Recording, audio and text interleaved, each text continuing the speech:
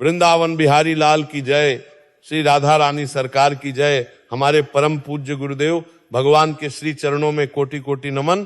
और यहाँ पर उपस्थित सभी भगवत प्रेमी सज्जनों, माताओं, बहनों और जो अपने अपने घरों में बैठकर इस सत्संग गंगा में डुबकी लगा रहे हैं, उन सभी को हाथ जोड़कर बहुत बहुत राधे राधे। अरे एक बार सब मिलकर बोलो, प्रेम से बोलो, भाव से बोलो, राधे राधे। देखो भैया, ये जो भगवान का नाम है ना, इसमें बड़ी शक्ति है, बड़ा आनंद है। जब सब मिलकर बोलते हैं तो एक तरंग उठती है, एक लहर उठती है जो सीधे हमारे ठाकुर जी के, हमारे बांके बिहारी के श्री चरणों तक पहुंच जाती है। तो संकोच कैसा, शर्म कैसी, भगवान के नाम में कैसी शर्म। अरे दुनिया के कामों में तो बड़ी बेशर्मी दिखाते हो, पर जहां असल काम है, जहां जीवन का सार है, वहां पर संकोच कर जाते हो। इसीलिए तो जीवन में आनंद नहीं है।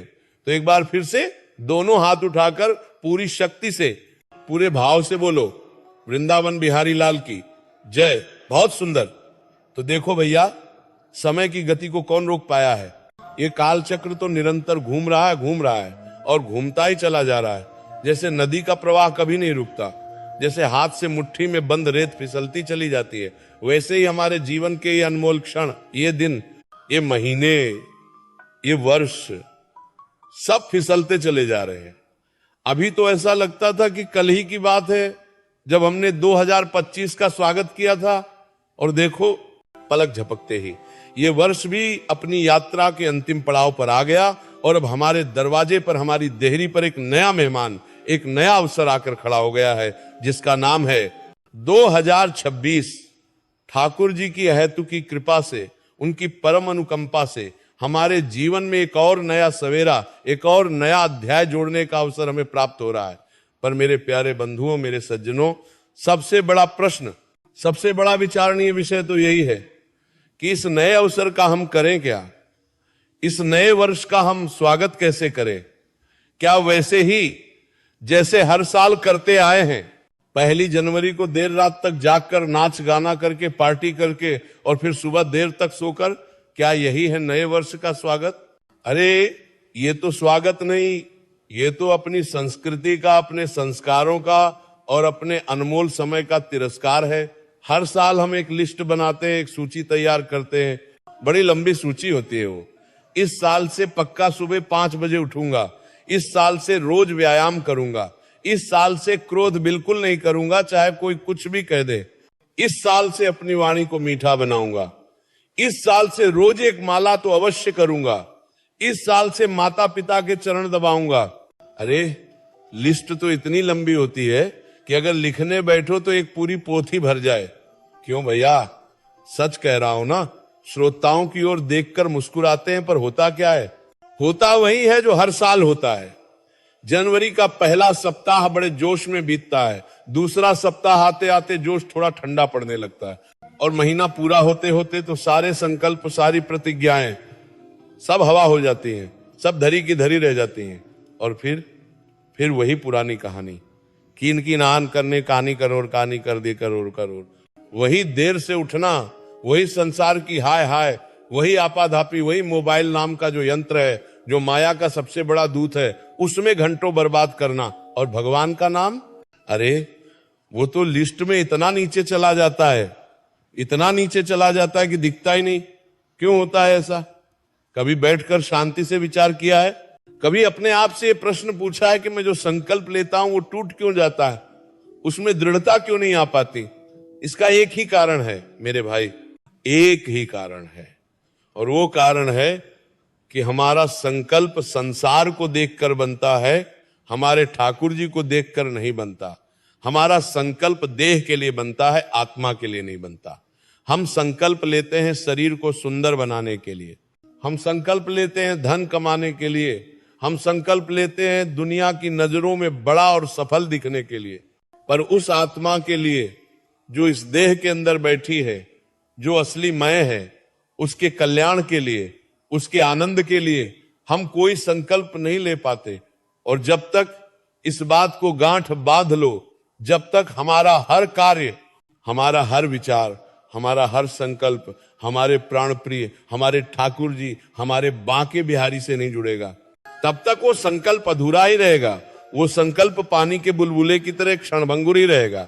अभी बना और अभी फूट गया, क्योंकि संसार की नींव रेत पर है, और जो संकल्प संसार के लिए लिया जाएगा वो भी रेत पर ही खड़ा होगा, और रेत पर बने महल ज्यादा देर नहीं टिकते। तो आज इस सत्संग में बैठकर हम सब मिलकर, आप और हम सब मिलकर ये प्रण लेंगे, ये दृढ़ प्रतिज्ञा करेंगे कि ये जो आने वाला वर्ष है 2026, इसे हम केवल एक कैलेंडर के बदलते हुए पन्ने की तरह नहीं देखेंगे। नहीं, हम इसे एक सांसारिक वर्ष की तरह नहीं, बल्कि एक आध्यात्मिक अवसर की तरह मनाएंगे। एक ऐसा अवसर जो हमारे जीवन को, हमारी दशा को, हमारी दिशा को बदलने की क्षमता रखता है। अपने जीवन को एक नई उड़ान देंगे, एक नई ऊंचाई देंगे। बोलो दोगे? अरे ऐसे नहीं, जब तक भीतर से आवाज ना आए तब तक मजा नहीं आता। जोर से बोलो, भाव से बोलो, राधे राधे। तो आज हम आपको कोई लंबी चौड़ी लिस्ट नहीं देंगे, नहीं, हम आपको केवल पांच ऐसे सूत्र देंगे, 5 ऐसे संकल्प देंगे, जिन्हें अगर आपने सच्चे मन से, पूरी श्रद्धा से, पूरी निष्ठा से अपने जीवन में उतार लिया, तो विश्वास मानिए, मेरा यह दावा है कि आपका ये 2026 तो सुधरेगा ही सुधरेगा। आपका पूरा जीवन, आपका ये लोक और आपका परलोक, दोनों ही ठाकुर जी की कृपा से संवर जाएगा, निखर जाएगा, महक उठेगा। तो ध्यान से सुनना, और केवल सुनना नहीं, मनन करना, और फिर उसे जीवन में धारण करने का प्रयास करना। तो सबसे पहला संकल्प, जो नीम का पत्थर है, जो सारे संकल्पों का आधार है, वो है प्रातः काल का संकल्प। देखो भैया, हमारे शास्त्रों ने, हमारे ऋषियों मुनियों ने सुबह के समय को, विशेषकर ब्रह्म मुहूर्त को इतनी महिमा क्यों दी है? क्यों कहा है कि प्रातः काल जो सोवे वो अपनी किस्मत को रोवे? इसके पीछे गहरा विज्ञान है, गहरा रहस्य है। पूरा दिन एक इमारत की तरह है, और सुबह का समय उस इमारत की नींव है। अगर नींव ही कमजोर होगी, नींव ही टेढ़ी होगी, तो इमारत कितनी भी सुंदर बना लो, वो एक दिन ढह जाएगी। अगर सुबह अच्छी तो दिन अच्छा, और सुबह खराब तो पूरा दिन खराब। आप खुद अनुभव करते होंगे, जिस दिन आप देर से उठते हैं, हड़बड़ी में उठते हैं, उस दिन आपका पूरा दिन कैसा बीतता है। चिड़चिड़ाहट में, तनाव में, हर काम में देरी होती है, कुछ भी सही नहीं होता। और जिस दिन आप समय पर शांति से उठते हैं, उस दिन एक अलग ही ऊर्जा, एक अलग ही सकारात्मकता आप अपने भीतर महसूस करते हैं। तो 2026 में पहला और सबसे दृढ़ संकल्प यही लेना है कि हम सूर्योदय से पहले, और अगर ठाकुर जी कृपा करें तो ब्रह्म मुहूर्त में, यानी सुबह 4 से 5:30 के बीच में उठने का पूरा प्रयास करेंगे। अब आप कहोगे, महाराज जी ये तो बड़ा कठिन है, रात को देर से सोते हैं, नींद पूरी नहीं होती। अरे भैया, कठिन तो संसार का हर काम है। पैसा कमाना क्या सरल है? नहीं। रिश्ते निभाना क्या सरल है? नहीं। पर करते हो कि नहीं करते हो? करते हो। क्यों? क्योंकि उसकी आवश्यकता समझते हो। तो क्या अपनी आत्मा के कल्याण की, अपने मन की शांति की आवश्यकता नहीं है? तो फिर प्रयास क्यों नहीं? अरे 2-4 दिन तकलीफ होगी, 5वें दिन शरीर को आदत पड़ जाएगी। शरीर तो नौकर है, मन मालिक है। जैसा मन आदेश देगा, शरीर वैसा ही करेगा। तो मन को साधो, और उठते ही इस बात को विशेष रूप से ध्यान रखना। उठते ही पहला काम क्या करना? पहला काम मोबाइल नहीं देखना है, नहीं, बिल्कुल नहीं। ये जो यंत्र है ना तुम्हारे हाथ में, ये माया का सबसे बड़ा दूत है, ये कलयुग का सबसे बड़ा ब्रह्मास्त्र है। सुबह सुबह जब आपका मन एक कोरे कागज की तरह होता है, एक शांत सरोवर की तरह होता है, उस समय ये मोबाइल उसमें संसार का सारा कचरा, सारी गंदगी, सारी नकारात्मकता लाकर फेंक देता है। किसी की मृत्यु का समाचार, कहीं पर झगड़े की खबर, किसी की झूठी शानो शौकत की तस्वीरें, ये सब देखकर आपका मन सुबह सुबह ही विक्षुब्ध हो जाता है, अशांत हो जाता है। और एक बार सुबह मन अशांत हो गया तो फिर उसे दिन भर शांत करना बड़ा मुश्किल हो जाता है। तो नियम बना लो, संकल्प ले लो कि सुबह उठने के कम से कम 1 घंटे तक इस यंत्र को हाथ नहीं लगाऊंगा। तो फिर करना क्या है? उठते ही अपने बिस्तर पर ही बैठे बैठे सबसे पहले अपनी दोनों हथेलियों को जोड़कर उनके दर्शन करो। क्यों? क्योंकि हमारे शास्त्रों ने कहा है, कराग्रे वस्ते लक्ष्मी कर मध्य सरस्वती, करमूले तु गोविंद प्रभाते कर दर्शनम। हमारी हथेली के अग्रभाग में माँ लक्ष्मी का वास है, जो हमें धन धान्य वैभव प्रदान करती है। मध्य भाग में माँ सरस्वती का वास है, जो हमें ज्ञान, विवेक और बुद्धि प्रदान करती है। और मूल भाग में तो स्वयं गोविंद हमारे ठाकुर जी विराजते हैं, जो इस पूरे जीवन के आधार हैं। तो सुबह सुबह जब आप अपनी हथेलियों का दर्शन करते हैं तो आप साक्षात लक्ष्मी, सरस्वती और गोविंद का दर्शन करते हैं। इससे बड़ी शुभ शुरुआत और क्या हो सकती है। उसके बाद अपने बिस्तर से नीचे उतरने से पहले धरती माता को स्पर्श करके प्रणाम करो। मन ही मन उनसे क्षमा मांगो कि हे मां, मैं आप पर अपने पैर रख रहा हूं, मुझे क्षमा करना। ये कृतज्ञता का भाव है। ये जो अन्न हम खाते हैं, जो जल हम पीते हैं, जिस जमीन पर हम चलते हैं, ये सब इसी धरती माँ की तो देन है। उनके प्रति कृतज्ञता व्यक्त करना हमारा धर्म है। और उसके बाद अपने घर में जहां भी आपने अपने ठाकुर जी का छोटा सा मंदिर, छोटा सा आसन बना रखा है, वहां जाओ। अगर नहीं बनाया है तो इस नए साल में जरूर बनाओ। एक छोटा सा कोना अपने घर में ठाकुर जी के लिए जरूर रखो। वहां जाकर उनके श्री विग्रह के सामने, उनकी छवि के सामने खड़े होकर, हाथ जोड़कर, सिर झुकाकर उन्हें प्रणाम करो और उनसे बात करो। हाँ, बात करो। वो सुनते हैं, वो सब सुनते हैं। उनसे कहो, हे मेरे प्यारे प्रभु, हे मेरे बांके बिहारी, हे मेरी राधा रानी, आपकी कृपा से, आपकी दया से आज एक और सुबह मेरे जीवन में आई है। ये सुबह मेरी नहीं, ये आपकी दी हुई है। आज का ये पूरा दिन, मेरे 24 घंटे मैं आपको समर्पित करता हूँ। मेरी बुद्धि को ऐसा बल दो, मेरे मन को ऐसा विवेक दो कि आज मुझसे कोई ऐसा कर्म, कोई ऐसा वचन, कोई ऐसा विचार भी मन में ना आए जो आपको पसंद ना हो। मेरे द्वारा आज जो भी हो वो आपकी प्रसन्नता के लिए हो, आपकी सेवा के लिए हो। मेरे मन में, मेरी वाणी में, मेरे कर्म में बस आप ही आप बसे। ये छोटी सी प्रार्थना जो 2 मिनट भी नहीं लेगी, ये आपके और आपके ठाकुर जी के बीच एक संबंध स्थापित कर देगी। और इसके बाद बस एक छोटा सा नियम, और केवल 21 बार, हाँ केवल 21 बार, या अगर उतना भी समय न मिले तो 11 बार, और अगर उतना भी न हो पाए तो केवल 5 बार भगवान का कोई भी प्यारा नाम जो आपके हृदय को छूता हो। राधे कृष्ण कृष्ण कृष्ण राधे राधे, या हरे कृष्ण कृष्ण कृष्ण हरे हरे, या केवल श्री राम जय जय राम, कोई भी नाम पूरी श्रद्धा से, पूरे भाव से जप लो। ये 5 मिनट का नियम बना लो। ये 5 मिनट का नाम जाप आपके पूरे 24 घंटों के लिए एक सुरक्षा कवच का काम करेगा। ये सुबह का पहला आहार, ये भगवान के नाम का अमृत आपकी आत्मा को वो बल देगा जिससे आप दिन भर संसार की चुनौतियों का सामना मुस्कुराते हुए कर पाओगे। ये है पहला संकल्प, प्रातःकाल का संकल्प। इसे अपने जीवन का अभिन्न अंग बना लो, फिर देखो चमत्कार। अब आते हैं दूसरे संकल्प पर। जब सुबह पवित्र हो गई, ऊर्जा से भर गई, तो अब उस ऊर्जा को लगाना कहाँ है? तो दूसरा संकल्प है सेवा का संकल्प। देखो भैया, ये मनुष्य जीवन हमें मिला ही सेवा के लिए है। परोपकाराय पुण्याय पापाय परपीडनम। दूसरों की भलाई करने से बड़ा कोई पुण्य नहीं, और दूसरों को कष्ट देने से बड़ा कोई पाप नहीं। जिसने अपने जीवन में सेवा के मर्म को, सेवा के भाव को नहीं समझा, उसका मनुष्य जीवन पाना व्यर्थ हो गया। वो तो पशु के समान है जो केवल अपने खाने पीने और सोने की चिंता करता है। सेवा किसकी? तो सबसे पहली और सबसे प्रमुख सेवा है अपने जीवित देवताओं की, यानी अपने माता पिता की। अरे हमारे शास्त्र चिल्ला चिल्ला कर कहते हैं कि मातृदेवो भव, पितृदेवो भव। माता पिता तो साक्षात पृथ्वी पर विचरण करने वाले देवता हैं। पर आज हो क्या रहा है? कलयुग का प्रभाव देखो। आज के लड़के लड़कियां जिन्हें पढ़ा लिखा कर अपना पेट काट कर माँ बाप बड़ा करते हैं, वही बच्चे बड़े होकर अपने माता पिता को आंखें दिखाते हैं, उनसे ऊंची आवाज में बात करते हैं, उनकी सलाह उन्हें पुरानी और दकियानुसी लगती है। और तो और कई कुलघाती तो ऐसे भी होते हैं जो अपने बूढ़े माँ बाप को, जिन्होंने उंगली पकड़कर चलना सिखाया था, उन्हें वृद्धाश्रम की सीढ़ियों पर अकेला छोड़ आते हैं। अरे धिक्कार है ऐसी संतान पर, धिक्कार है ऐसी शिक्षा पर। याद रखो, इस बात को अपने हृदय में अंकित कर लो। अगर तुम्हारे माता पिता तुमसे प्रसन्न नहीं है, अगर उनकी आंखों में तुम्हारी वजह से एक भी आंसू है, तो तुम चाहे लाखों रुपये दान कर दो, चाहे बड़े बड़े यज्ञ और अनुष्ठान करवा लो, चाहे चारों धाम की यात्रा कराओ, तुम्हारा कोई भी पुण्य फलीभूत नहीं होगा। ठाकुर जी तुमसे कभी प्रसन्न नहीं होंगे, कभी नहीं। क्योंकि जो अपने घर के देवताओं का अपमान करता है, मंदिर का देवता उससे कभी प्रसन्न नहीं होता। तो 2026 में ये दूसरा दृढ़ संकल्प लूं कि मैं रोज बिना भूले अपने माता पिता के चरण स्पर्श करके ही अपने दिन की शुरुआत करूंगा, अपने काम पर जाऊंगा।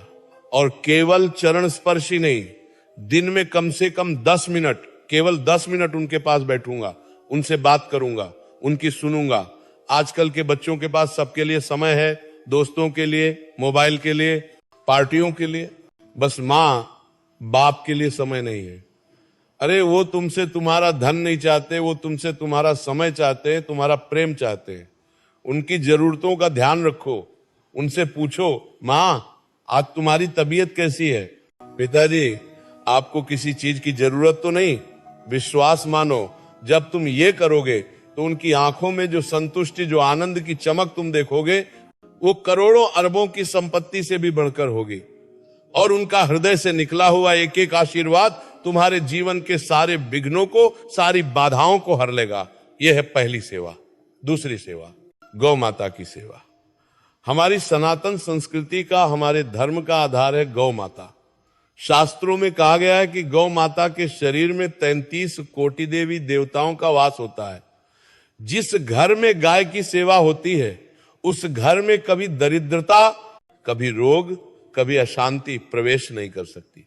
भगवान कृष्ण ने स्वयं, जो त्रिभुवन के स्वामी हैं, उन्होंने भी नंदगांव में ग्वाल बाल बनकर अपने हाथों से गायों की सेवा की, उन्हें चराया, उन्हें सहलाया। तो क्या हम एक रोटी भी उन्हें नहीं खिला सकते? तो नियम बनाओ कि मेरे घर में जो पहली रोटी बनेगी वो गौ माता के लिए निकलेगी। अगर आपके आसपास गाय है तो स्वयं जाकर खिलाओ। अगर रोज संभव ना हो तो सप्ताह में एक बार खिलाओ, पर इस नियम को अपने जीवन का हिस्सा बनाओ। गौ सेवा से बड़ा कोई पुण्य नहीं, और गौ माता का अपमान करने से बड़ा कोई पाप नहीं। और तीसरी सेवा, दीन दुखियों की, जरूरतमंदों की सेवा, नर सेवा, नारायण सेवा। हमारे शास्त्रों ने कहा है कि हर जीव में, हर प्राणी में उसी नारायण का अंश है। तो जब तुम किसी भूखे को भोजन कराते हो तो तुम वास्तव में उसके भीतर बैठे नारायण को ही भोग लगा रहे होते हो। जब तुम किसी प्यासे को पानी पिलाते हो तो तुम नारायण की ही प्यास बुझा रहे होते हो। जरूरी नहीं है कि सेवा धन से ही हो। अगर धन है तो बहुत अच्छी बात है। अपनी कमाई का एक छोटा सा हिस्सा, 10वां नहीं तो 100वां हिस्सा ही सही, किसी अच्छे काम में, किसी गरीब की मदद में, किसी अनाथालय में, किसी गौशाला में अवश्य लगाओ। पर अगर धन नहीं है तो क्या सेवा नहीं हो सकती? हो सकती है। किसी दुखी व्यक्ति के कंधे पर हाथ रखकर उसे 2 मीठे शब्द बोलना, उसे सांत्वना देना, यह भी बहुत बड़ी सेवा है। किसी बीमार व्यक्ति के पास बैठकर उसका हालचाल पूछ लेना, यह भी सेवा है। किसी को सही रास्ता दिखा देना, यह भी सेवा है। जब तुम निस्वार्थ भाव से किसी और के आंसू पहुंचते हो तो याद रखना, तुम्हारे अदृश्य आंसुओं को स्वयं ठाकुर जी पहुंचते हैं। तो अपने भीतर इस सेवा के भाव को जगाओ। ये जो मैं और मेरा का रोग हमें लगा है ना, कि मैं सुखी रहूं, मेरा परिवार सुखी रहे, बाकी दुनिया से मुझे क्या लेना देना। इस रोग से बाहर निकलो, मैं से निकलकर हम में आओ।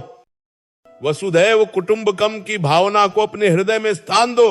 देखना जीवन में कितना आनंद, कितनी शांति, कितनी सार्थकता का अनुभव होता है। यह है दूसरा संकल्प, सेवा का संकल्प। अब आते हैं तीसरे संकल्प पर। यह भी बहुत महत्वपूर्ण है। तीसरा संकल्प है स्वाध्याय का संकल्प।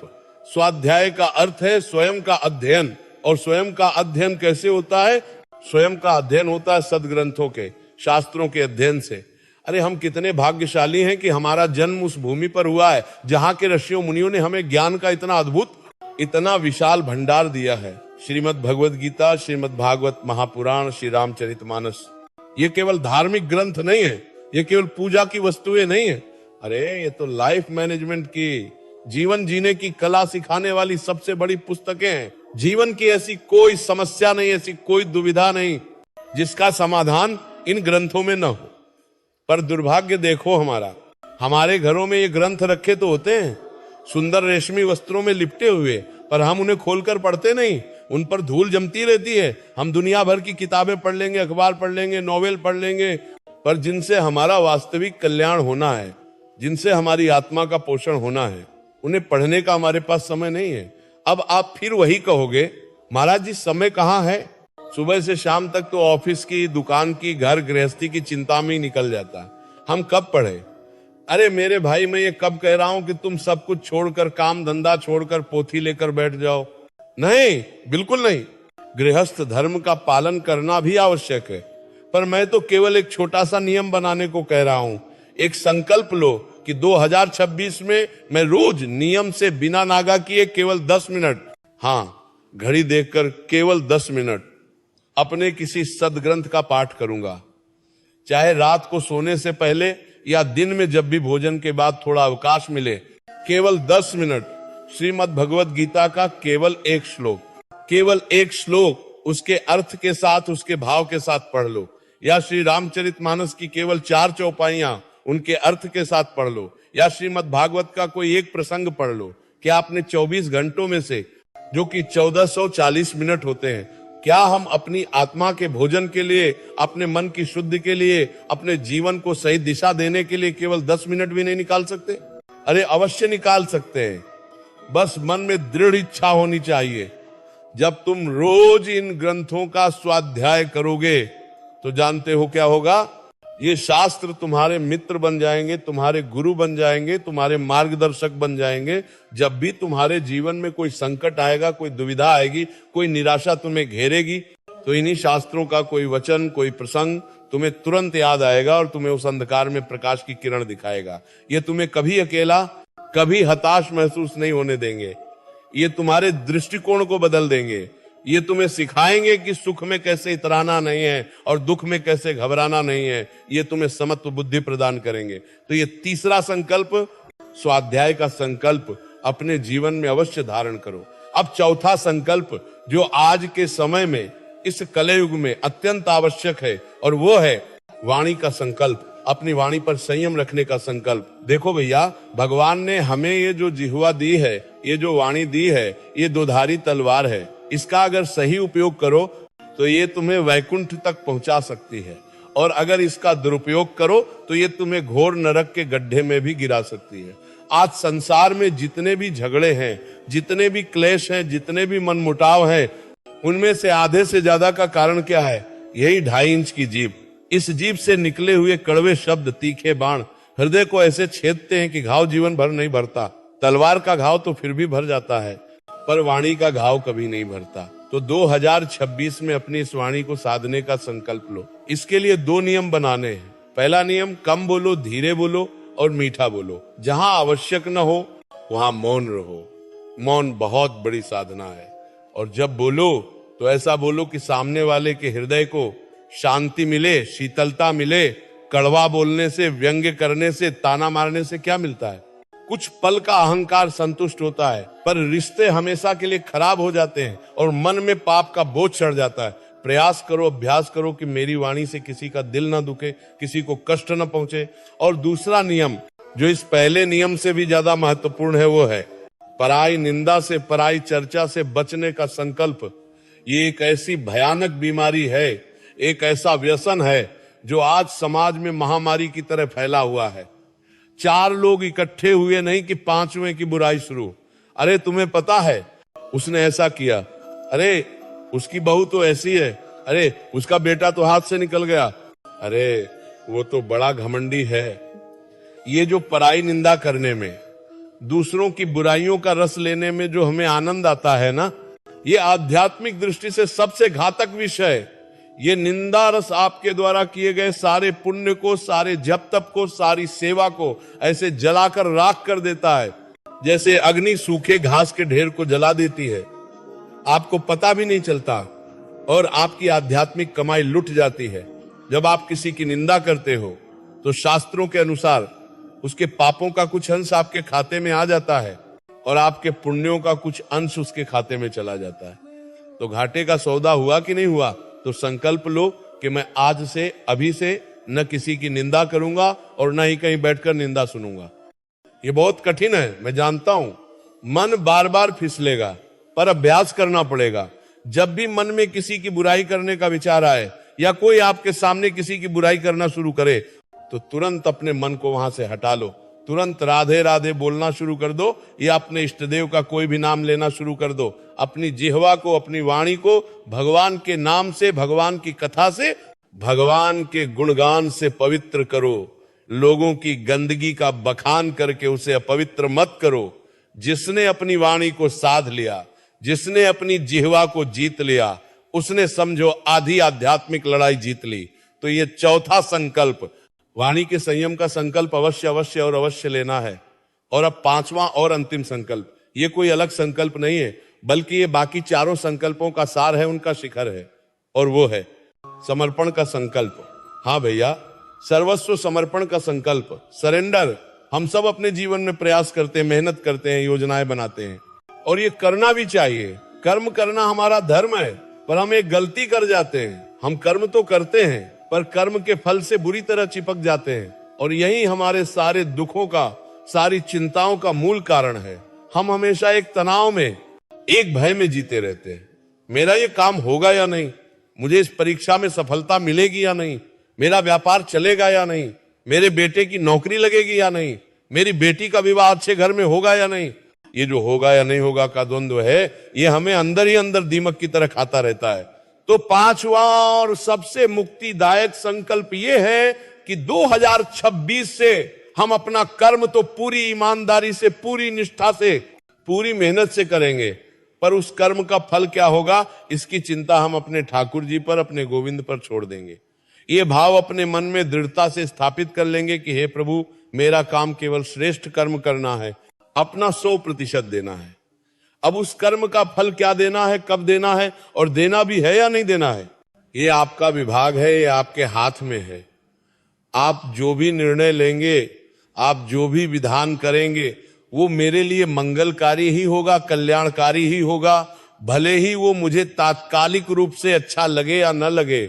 अरे यही तो श्रीमद् भगवत गीता का सार है, जो भगवान ने अर्जुन को कुरुक्षेत्र के मैदान में दिया था। कर्मण्येवाधिकारस्ते मा फलेषु कदाचन। हे अर्जुन, तेरा अधिकार केवल कर्म करने में है, उसके फलों में कभी नहीं। जिस दिन मेरे भाई, जिस दिन ये समर्पण का भाव, ये शरणागति का भाव तुम्हारे हृदय में सच्चा सच्चा उतर गया, उस दिन से तुम्हारे जीवन से 90% चिंता, तनाव, भय और निराशा अपने आप गायब हो जाएंगे। फिर तुम्हें कोई असफलता बहुत ज्यादा दुखी नहीं कर पाएगी, और कोई सफलता तुम्हें अहंकारी नहीं बना पाएगी। तुम हर परिस्थिति में सम रहोगे, शांत रहोगे, आनंदित रहोगे। क्यों? क्योंकि तुम्हें ये गहरा विश्वास हो जाएगा कि मेरी जीवन नौका का खेवनहार कोई और नहीं, बल्कि स्वयं वो बांके बिहारी है। और जब वो त्रिभुवन का स्वामी मेरा माझी है, मेरा रक्षक है, तो फिर मुझे चिंता किस बात की? फिर लहरें कितनी भी ऊंची उठे, तूफान कितना भी भयंकर आए, मुझे डूबने का भय नहीं है, क्योंकि मुझे पता है वो मुझे डूबने नहीं देगा। ये समर्पण का भाव ही भक्ति की पराकाष्ठा है। ये आपको निर्भय बना देता है, निश्चिंत बना देता है। तो मेरे प्यारे भक्तजनों, मेरे सज्जनों, मेरी माताओं, ये है वो 5 संकल्प जो आपके आने वाले वर्ष 2026 को ही नहीं, बल्कि आपके संपूर्ण जीवन को एक नई दिशा, एक नया अर्थ, एक नया आनंद प्रदान कर सकते हैं। मैं फिर से दोहराता हूं ताकि आपके हृदय में ये अंकित हो जाए। पहला, प्रातःकाल का संकल्प, ब्रह्म मुहूर्त में उठकर सबसे पहले प्रभु का स्मरण, नाम जप। दूसरा, सेवा का संकल्प, अपने माता पिता, गौ माता और हर जरूरतमंद जीव की निस्वार्थ सेवा। तीसरा, स्वाध्याय का संकल्प, रोज नियम से कम 10 मिनट किसी सदग्रंथ का पाठ।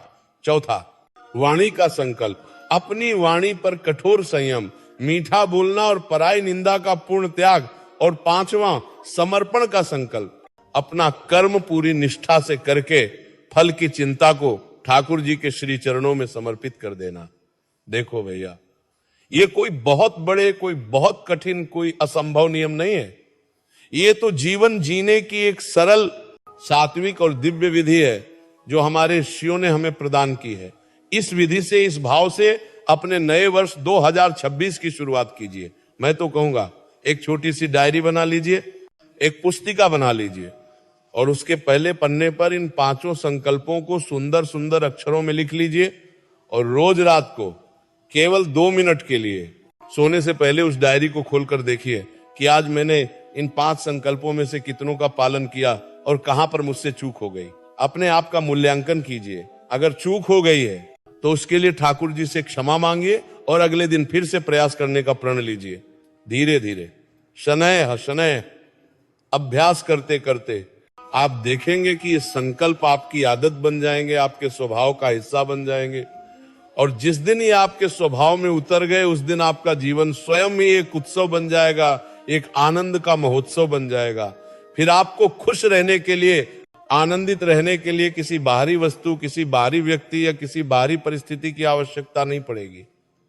आनंद आपके भीतर से, आपकी आत्मा से ही झरने की तरह प्रस्फुटित होने लगेगा, क्योंकि आप अपने केंद्र से, अपने स्रोत से, अपने ठाकुर जी से जुड़ जाएंगे।